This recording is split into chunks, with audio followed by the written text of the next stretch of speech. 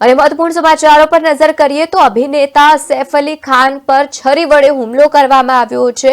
આ વચ્ચે તમને જણાવી દઈએ કે માથા અને ગળું સહિત પેટ પર ઘા મારવામાં આવ્યા છે। સૈફ અલી ખાનની સર્જરી હાલ ચાલી રહી છે। સારવાર માટે તેમને હોસ્પિટલ ખસેડવામાં આવ્યું હતું। હુમલાખોર ચોરીના ઈરાદે ઘરમાં ઘૂસ્યો હતો તેવી માહિતી સામે આવી છે। સૈફ અલી ખાન પર જીવલેણ હુમલો કરવામાં આવ્યો છે।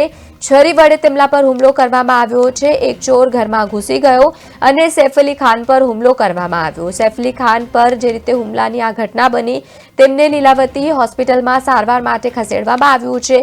પોલીસે જાણવાનો પ્રયત્ન કર્યો છે કે હુમલાખોરો કોણ હતા અને શા માટે હુમલો કરવામાં આવ્યો છે। મહત્વનું છે કે રાત્રે 2 વાગે તેઓ ઘરમાં ઘૂસ્યા અને સૈફ અલી ખાન પર તીક્ષ્ણ હથિયારના ઘા ઝીકીને હુમલો કરવામાં આવ્યો।